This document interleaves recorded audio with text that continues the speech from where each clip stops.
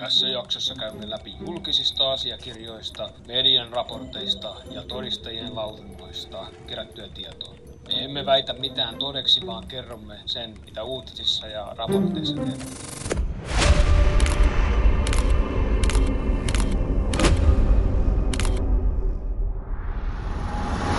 Tänään sukelletaan aiheeseen, joka ei liity avaruusolentoihin, vaan johonkin paljon synkempään. Puhumme nyt miehestä, jonka tutkinnan aikana todisteita katosi, todistajia kuoli ja oikeudenkäynnit päättyivät rahansiirtoihin ennen kuin totuus ehti oikeussaliin asti. Nyt on aika syventyä Jeffrey Epsteinin asiakirjoihin ja hänen yhteyksistä valtaan, kiristykseen, kansainvälisiin tiedusteluyhteyksiin ja varjoihin, jotka ulottuvat salaisille saarille, poliittisiin kabinetteihin ja jopa kuninkaallisiin palatseihin. Jeffrey Edward Epstein syntyi New Yorkin Coney Islandilla vuonna 1953 tavalliseen työväenluokan perheeseen. Perhe ei ollut rikas, eikä heillä ollut yhteyksiä eliittiin ja hänellä ei ollut yliopistotutkintoa. Silti hän nousi lähes käsittämättömällä nopeudella eliitin piiriin yritysmaailmassa.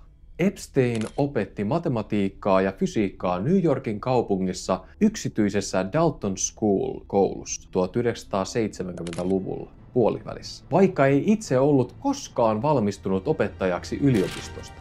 Erään hänen oppilaan isän kerrotaan olleen niin vaikuttunut, että hän esitteli Epsteinin Wall Streetin investointipankki Bear Stearnsin vanhemmalle partnerille. Ja 4 vuoden sisällä Epsteinistä tuli pankin partneri.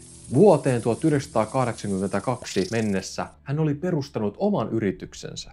J. Epstein & Co-yritys hallinnoi yli $1 miljardin, noin 800 miljoonan punnan arvoisten asiakkaiden varallisuutta ja oli välitön menestys. Epstein alkoi pian käyttää omaisuuttaan. Hän osti valtavasti kiinteistöjä ympäri Amerikkaa sekä aloitti seurustella julkisten taiteilijoiden ja poliitikkojen kanssa. Mutta edelleen on hieman epäselvää, mistä Epstein oikeasti sai varallisuutensa. How does a guy go from being a math teacher at the Dalton School in the late 70s with no college degree to having multiple airplanes, a private island, and the largest residential house in Manhattan? Where did all the money come from? And no one has ever gotten to the bottom of that because no one has ever tried. And moreover, it's extremely obvious to anyone who watches that this guy had direct connections to a foreign government. Tämän takia on olemassa vahva, että Epstein ei ollut vain liikemies, vaan henkilö, jonka rooli liittyy tiedustelutoimintaan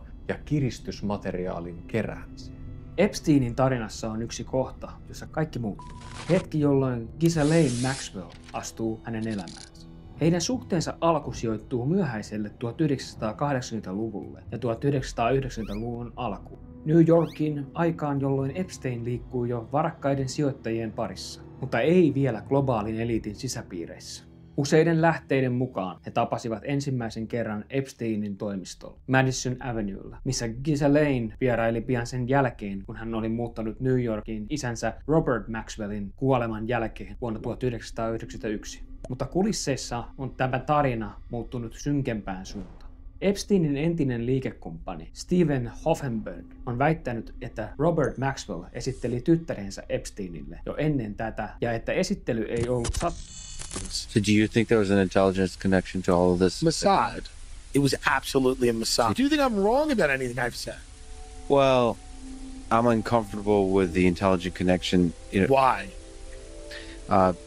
There was a book about Ghislaine's father called Israel Super Spy. Yeah, so the father is definitely shady. Robert Maxwell ei ollut tavallinen mediakeisari. Hän oli laajalti dokumentoituja yhteyksiä Mossadiin, MI6iin ja KGB:hen. Hän liikkui sujuvasti niin tiedustelun kuin diplomatian varjomaailmassa. Kun Ghislaine siirtyi New Yorkiin, Epstein otti hänet siipiensä alle ja Ghislaine Maxwell avasi Epsteinille ovet sinne, minne raha yksin ei olisi riittänyt koskaan. Hänen kauttaan Epstein sai pääsyn brittiläiseen kuninkaalliseen hoviin, mukaan lukien prinssi Andrew piiriin.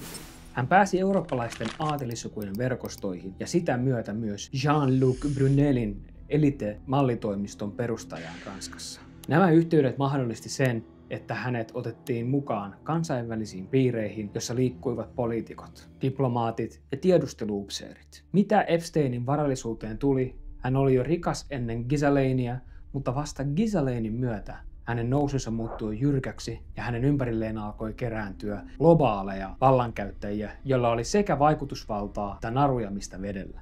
Ghislaine ei ollut vain isänsä medialiikekeisari Robert Maxwellin kytköksistä tietämätön tytär.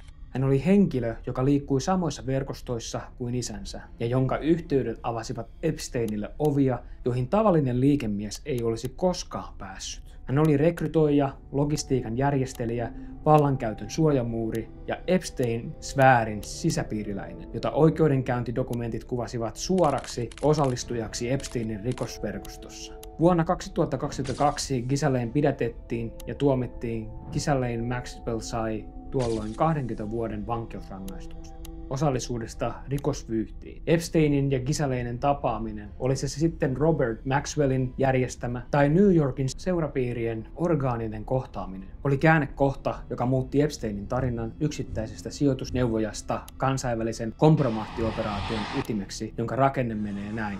Uhrit, vaikutusvaltaiset miehet, valvonta, kansainväliset suojaverkostot ja mahdollinen kiristysoperaatio. Epsteinin yksityinen saari Karibialla Little St. James oli kaikkea muuta kuin lomakohde. Saarelle saapui yölentoja yksityiskoneilla, joiden matkustajalistat eivät ole edelleenkään julkisia. Saarella oli laaja kameravalvonta, tiloja, joihin työntekijöillä ei ollut pääsyä, erikoinen sinivalkoinen kupolirakennus, jonka alle epäiltiin sijoittuvan kellarikerros. Saaren työntekijät antoivat lausuntoja ja kertoivat lukituista ovista, salaisista huoneista ja katoavista kiintolevyistä Epsteinin kuoleman jälkeen. Epstein in your remarks about in the Q&A. Well, I think he's got a problem. I mean, what do you think the problem will be? I don't know, but that island was really a cesspool. There's no question about it. Just ask Prince Andrew. He'll tell you about it. The island was an absolute cesspool. Saari ei ollut huvila. Se oli todennäköisesti datan ja kiristysmateriaalin keräämispaikka. Kuvattu materiaali olisi voinut vaikuttaa ulkopolitiikkaan, tiedusteluyhteistyöhön, taloudellisiin suhteisiin ja poliittisiin nimetyksiin. Virginia Louise Giuffre on yksi Epsteinin tapauksien tunnetuimmista henkilöistä. It was that constant, we own the police. You can't run, you can't tell anybody, we'll never be held accountable for that. Hänen mukaansa Ghislaine Maxwell rekrytoi hänet teini-ikäisenä mallitoimiston kautta. Häntä lennätettiin kansainvälisiin kohteisiin, missä hän joutui toteuttamaan kehollisia palveluita Epsteinin vierailijoiden kanssa ollessaan vielä teini-ikäinen. Hänestä tuli osa järjestelmää, jota kutsuttiin palveluksi. I suffered so much pain. So much pain. So much pain. I suffered so much pain. I was 14 years old. I was 16 years old. I was 16, 17. 14 years old. This is me. This was me. This is me. When I met Jeffrey Epstein. Giuffre syytti vuosien varrella useita vaikutusvaltaisia henkilöitä siitä, että häntä oli kohdeltu vakavasti väärin ja pakotettu tekoihin, joihin hän ei olisi voinut vapaasti suostua. Hänen lausunnoissaan mainittiin muun muassa Prince Andrew, Duke of York, ja Alan Dershowitz, Harvardin oikeustieteen professori, joka kuitenkin kiisti väitteet. I've never met her, and I challenge her to come on your show and to repeat her allegations on television. She's hiding behind the litigation privilege. But if she accuses me of formally, she goes to jail for making a false charge. I have challenged the lawyers to go under oath and repeat these charges or to repeat them to you so I can sue them for defamation. But they're hiding behind litigation privilege. I welcome a full investigation. I'm not trying to silence her. I've challenged her to repeat the statement to the press so that I can sue for defamation. Ja Jean-Luc Brunel, ranskalainen Elite-mallitoimiston perustaja, jota Giuffre syyti monista kamalista teoista. Brunelia koskeva tutkimus oli kesken vielä hänen kuoltuaan, sekä eräitä nimettömiä poliitikkoja ja johtajia kuului tähän porukkaan. Giuffre taisteli oikeudessa yli 20 vuotta. Huhtikuussa 2025 Giffre kuoli Australiassa kotitilallaan Nergabyssä. Poliisi raportoi, ettei tapaukseen liittynyt tutkimuksen alkuvaiheessa epäilyttäviä olosuhteita, mutta isänsä julkisesti sanoi: I can't believe that this is happening. It's impossible. And then for them to say that she committed suicide, there's no way that she did. Somebody got to her. Koska yksityiskohdat ovat edelleen osittain salassa, monet esittävät kysymyksen. Oliko tutkinnassa nousemassa tietoa esiin, joka olisi ollut liian vahingollista? Tietoa, joka ei olisi kestänyt päivänvaloa. Epsteinin tarinassa on hetkiä, jotka näyttävät sattumilta, kunnes niitä alkaa katsomaan rinnakkain. Tässä tarinassa oli 3 ihmistä, joilla oli avaimet koko verkoston avaamiseen julkisen tarkastelun alle. Nyt he ovat kaikki yhtä maan kanssa ja kaikille on annettu sama virallinen selitys. Jeffrey Epstein kuoli 10. elokuuta 2019 Manhattanin Metropolitan Correctional Centerissä. Virallinen syy oli, hän oli ripustanut itsensä roikkumaan kaulasta. Se, mikä tästä tapauksesta tekee oudon, on kun sinä yönä 2 kamerajärjestelmää lakkasi toimimasta. Vartijat jostain syystä nukahtivat tai eivät olleet paikalla. Sellikaveri siirrettiin pois vain tunteja ennen. Ruumiinavausraportissa tohtori Michael Baden totesi niskavammoja, jotka voivat viitata kuristamiseen. Epstein oli yksi USA:n tarkimmin vartioidusta vangeista. Silti juuri siinä yönä kaikki petti samanaikaisesti. 3 vuotta myöhemmin oikeudenkäyntien käydessä kuumana Jean-Luc Brunel kuolee 19. helmikuuta 2022 Les Santé-vankilassa Pariisissa. Virallinen syy oli roikkui kaulasta Epsteinin tapaan. Brunel oli syytettynä alaikäisten hyväksikäytöstä ja mallitoimiston kautta kulkeneiden tyttöjen myymisestä kehollisiin palveluihin. Hänen oikeudenkäyntinsä piti alkaa vain päiviä myöhemmin, mutta sitä ei koskaan päässyt tapahtumaan, kun jokin hiljensi tämän todistajan äänen. Kamerat eivät tallentaneet kuolinhetkeä ja Ranskan media kuvasi tapausta erittäin epätavalliseksi. 3 vuotta myöhemmin Virginia Giffre löydettiin kuolleena kotitilaltaan Länsi-Australiassa Nergabyssä huhtikuussa 2025. Yksityiskohdat ovat yhä osittain salassa ja Giffren kuolema katkaisi ainoan äänen, joka nimesi verkoston jäseniä suoraan. 3 kuolemaa, 3 samaa virallista selitystä, 3 avaintodistajaa poissa. Kun nämä kuolemat tapahtuvat erikseen, ne näyttävät strategioilta. Kun ne saattaa vierekkäin, ne näyttävät kuviolta. 1 verkosto, 1 tarina, jota ei haluttu kertoa loppuun. Ja hiljaisuus, josta hyötyivät vain ne, joilla oli eniten menetettävää. Vuonna 2019 Giffre nosti siviilikanteen Prince Andrewta vastaan.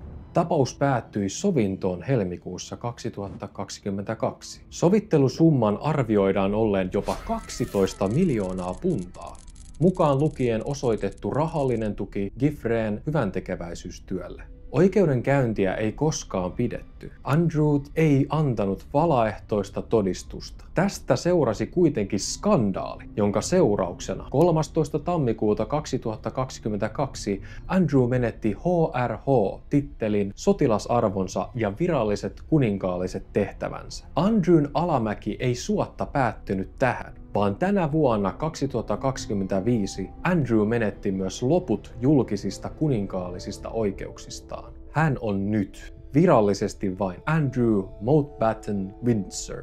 Andrew ei ole suotta ainoa, kenellä kuninkaallisesta perheestä myös löytyy epäilyttäviä kontakteja. Jimmy Savile oli Britannian tunnetuimpia TV-kasvoja. Hänen kuolemansa jälkeen paljastui satoja alaikäisten hyväksikäyttötapauksia ja lisäksi useita seksuaalirikoksia ja vakavia rikkomuksia hoitolaitoksissa. Savile oli vuosia kirjeenvaihdossa silloisen Walesin prinssin Charlesin kanssa. Savile neuvoi hovia PR-kysymyksissä ja liikkui vapaasti kuninkaallisissa tiloissa. Ei ole kuitenkaan todisteita siitä, että Charles olisi tiennyt rikoksista, mutta kuviot ovat samankaltaisia kuin Epsteinissä. Kun valta yhdistyy suojeluun ja pahoihin tekoihin, salaliiton varjo lankeaa brittiläisen kuninkaallisen perheen ylle. Suomi ja Helsinki. Miksi ne mainitaan asiakirjoissa? Palatessa tarkastelemaan Epsteinin tiedostoja on kiinnostavaa ottaa tarkasteluun Helsingin Sanomien analyysi, jonka mukaan sanat Finland ja Helsinki esiintyvät Epstein-asiakirjoissa poikkeuksellisen usein. Varmaa syytä ei ole, missä kontekstissa nämä oli, mutta 2 mahdollista selitystä löytyy. 1. Trump-Putin huippukokous Helsingissä 2018. Mitattu useissa sähköpostiketjuissa, joita Epstein seurasi. 2. Mahdolliset lentologit ja kansainväliset dokumentit. Ei mitään, mikä viittaisi rikollisiin Suomessa, mutta se osoittaa, että verkosto seurasi kansainvälistä politiikkaa myös täällä, pitkällä Pohjolassa. Epstein-tapauksen kaikkein synkin puoli ei liity vain rikoksiin, vaan siihen, miten järjestelmällisesti oikeusprosesseja ei koskaan annettu tapahtua. Kun tutkitaan Epsteinin verkostoa, esiin nousee sama kaava kerta toisensa jälkeen. Raha korvasi oikeudenkäynnit, sovinnot tehtiin suljettujen ovien takana, asiakirjoja sinetöitiin ja salattiin, ja syytteet, jotka olisivat voineet paljastaa verkoston, eivät koskaan päätyneet tuomarin eteen. Tämä ei ole sattumaa, tämä on rakenne. A Manhattan billionaire arrested yesterday on federal sex trafficking charges. Accusations from indecent exposure to inappropriate touching to Vuonna 2008 Epstein sai Floridassa tuomion, joka on myöhemmin kuvattu yhdeksi Yhdysvaltain historian poikkeuksellisimmista syyteneuvotteluista. Sopimuksen allekirjoitti liittovaltion syyttäjä Alexander Acosta, josta tuli myöhemmin Yhdysvaltain työministeri. Epstein sai vain 13 kuukauden country jail tuomion oikeuden poistua vankilasta päivittäin työhön ja ennen kaikkea de facto immuniteetin useilta liittovaltion syytteiltä. Immuniteetin, joka koski myös nimeltä mainitsemattomia mahdollisia rikoskumppaneita. Acosta selitti myöhemmin ratkaisua seuraavasti. Minulle kerrottiin, että Epstein kuului tiedustelulle. Tämä lause ei kadonnut minnekään. Se heittää pitkän varjon koko tapauksen ylle. Last year in a Palm Beach, Florida prison for approaching teenage girls for He's now a free man after 6 months were shaved off of his sentence. Why? He's helping the government, reportedly here, build its case against former Bear Stearns hedge fund managers Ralph Cioffi and Matthew Tannen. Kun Virginia Giuffre nosti siviilikanteen Prince Andrewta vastaan, tapauksen odotettiin tuovan julki koko ketjun sisäpiireineen. Mutta tapaus päättyi sovintoon, jonka arvoksi arvioitiin noin 12 miljoonaa puntaa. Andrew ei antanut valaehtoista todistusta, eikä oikeudenkäynti koskaan toteutunut. Kuningashuone ei päästänyt asiaa oikeussaliin, se ratkaistiin rahalla. Harvardin oikeustieteen professori Alan Dershowitz kiisti kaikki Giuffren väitteet, mutta lopulta osapuolet päätyivät sovintoon. Giuffre perui väitteensä ja tapaus suljettiin ennen kuin yhtään todisteesittelyä ehdittiin pitää. Tämä on sama kaava. Rahalla ostetaan hiljaisuus. So, I did absolutely categorically nothing wrong, and that's what lawyers do, and that's what people do. Were there young women in another part of the house giving massages when I wasn't around? I have no idea of that. I never saw a young underage. I was introduced to him by the lady-in-law Rothschild. Wow. And I was told, he knew all the most prominent people. Vuonna 2023-2024 liittovaltion tuomioistuin julkisti osan Ghislaine Maxwellin oikeudenkäyntiin liittyvistä asiakirjoista. Satoja nimiä peitettiin mustilla palkeilla, osa kriittisistä liitteistä vedettiin takaisin ja julkaistiin vahvasti sensoroituna. Miksi, jos kyse olisi vain yksittäisen miehen rikoksista, satojen nimien poistamiseen ei olisi syytä? Epsteinin tapauksissa oikeus ei toteutunut. Se ohitettiin, lykättiin, soviteltiin ja sinetöitiin. 2008 Acosta antoi immuniteetin, Andrewn tapaus ratkaistiin miljoonilla, Dershowitzin tapaus päättyi ennen todisteita. Maxwellin asiakirjojen nimet pyyhittiin pois. Alkaa näyttämään siltä, että tässä tapauksessa oikeus ei epäonnistunut vahingossa. Donald Trumpin suhde Jeffrey Epsteiniin on yksi tämän tarinan ristiriitaisimmista ja tutkijoita vuosia hämmentäneimmistä kohdista. Se on täynnä lausuntoja, jotka menevät ristiin, mutta mikään ei täysin yhdistä häntä eikä myöskään vapauta häntä varjoista. Trumpin omat sanat, jotka eivät sovi yhteen. Trump on sanonut Epsteinin olleen terrific guy, a lot of fun to be with. President Trump, the two of them apparently were friendly in the past, with President Trump flying on Epstein's private jet. Epstein allegedly also recruited one of his victims from Mar-a-Lago, the estate. President Trump also has a bit of an unfortunate quote that he gave to New York Magazine in 2002 that he will likely distance himself from shortly. The president telling New York Magazine, quote, "I've known Jeff for 15 years, terrific guy. He's a lot of fun to be with. It's even said that he likes beautiful women as much as I do, and many of them are on the younger side. No doubt about it, Jeffrey enjoys his social life." It's been reported that after these allegations came up, President Trump banned Jeffrey Epstein from his Mar-a-Lago resort. Vuosien 1992-2002 välisen ajan haastatteluissa, mutta myöhemmin presidenttikampanjan aikana. For years I wouldn't talk to Jeffrey Epstein. I wouldn't talk because he did something that was inappropriate. He hired help. And I said, don't ever do that again. He stole people that worked for me. I said, don't ever do that again. He did it again. And I threw him out of the place, persona non grata. I threw him out, and that was it. I'm glad I did, if you want to know the truth. Hän sanoo tunteneensa Epsteinin, kuten kaikki tunsivat Palm Beachissä. I had the privilege of going to his island. And I did turn it down, but a lot of people in Palm Beach were invited to his island. In one of my very good moments, I turned it down. I didn't want to go to his island. Yeah. Ja hän sanoi heittäneensä Epsteinin ulos Mar-a-Lagosta, kieltäytyneen kutsusta saarelle ja vihjailee, minulla on lista, joka teidän pitäisi nähdä. Silti hän ei ole koskaan julkaissut tuota listaa. Julkaisuihin on tallentunut useita kuvia ja videoita, joissa Trump ja Epstein nauravat yhdessä, juhlivat samoissa tilaisuuksissa ja liikkuvat samoissa seurapiireissä Palm Beachissä ja New Yorkissa. Tämä ei tee Trumpista syyllistä, mutta se tekee narratiivista ristiriitaisen. Epstein-dokumenteista ei ole löytynyt lentologeja, vieraskirja, merkintöjä tai sähköposteja, jotka suoraan kertoisivat Trumpin olleen Epsteinin saarella. Mutta ne sisältävät useita mainintoja, joissa Trump mainitaan Epsteinin tuttavana ja heidän sosiaalinen piirinsä menee päällekkäin. Useat todistajat puhuvat heistä samassa sosiaalisessa kuplassa. Kun Trumpilta kysyttiin Epsteinin asiakaslistasta, hän vastasi, because it's a Democrat hoax. That's just a hoax. The whole Epstein thing is a Democrat hoax. Bill Clinton was on his plane and went to the island supposedly 28 times. I don't want to bring that up, frankly. Ja Clinton on nimi, joka esiintyy Epsteinin aineistossa useilla tasoilla, mutta eri tavalla kuin Trump. Julkaistut lentologit osoittavat, että Bill Clinton lensi Epsteinin yksityiskoneella useita kertoja 2000-luvun alussa. And that's not Epstein's only connection to the White House. He's also apparently was very friendly with former President Bill Clinton, who flew on his private jet many times, including to his private island in the Caribbean. Epstein was Clinton on myöntänyt matkustaneensa, mutta kiistänyt koskaan käyneensä saarella.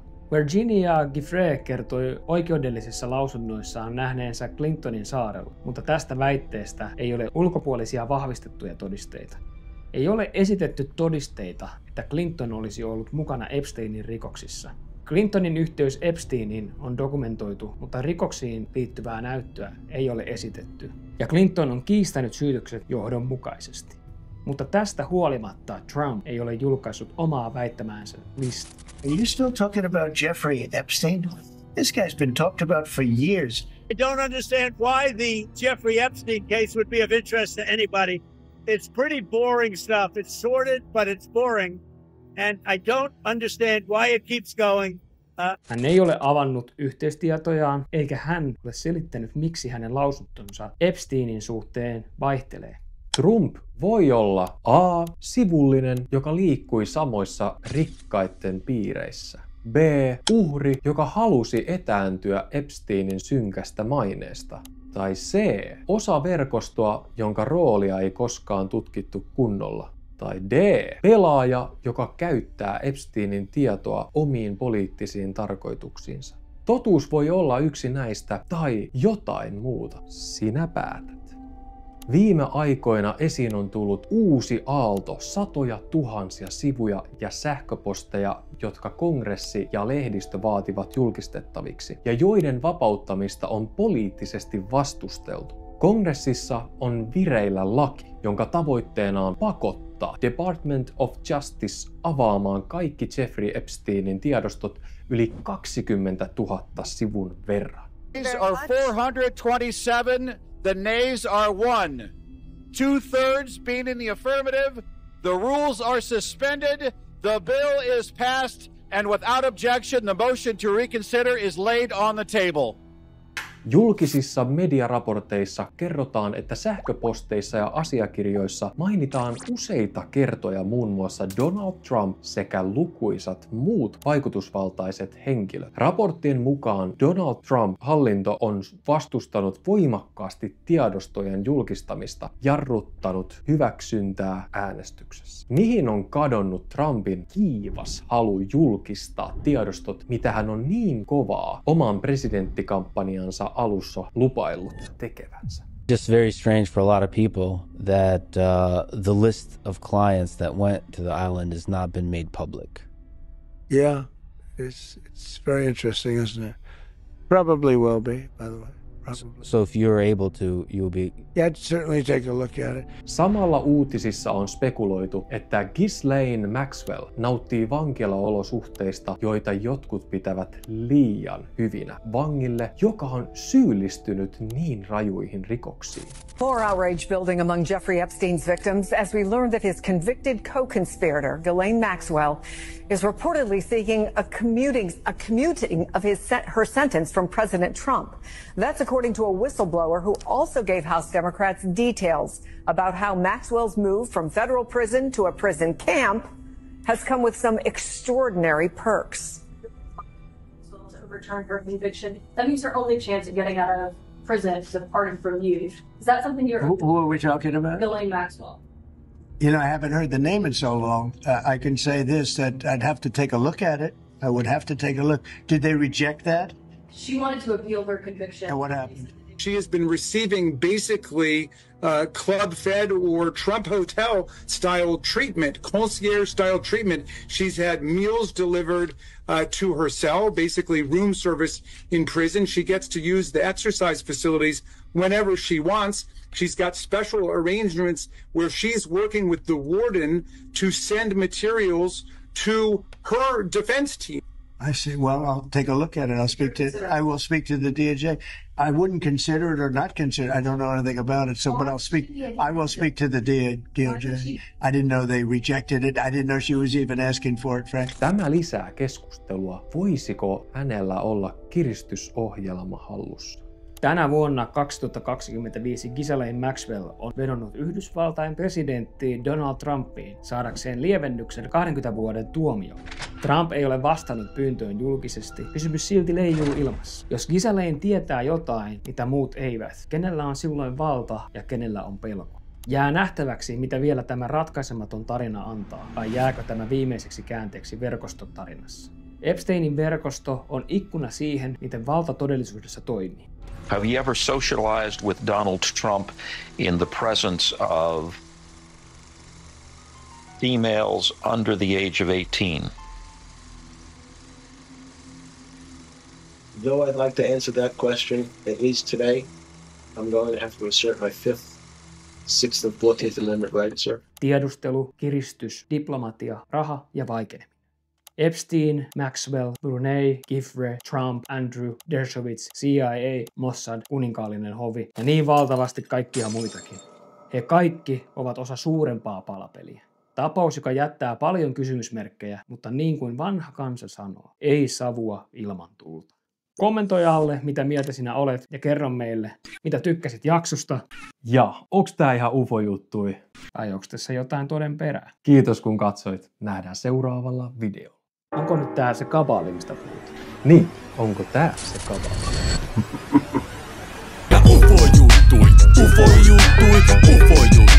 Ufo-juttui, kiltti kansalainen, sitä ne haluis, että tää ois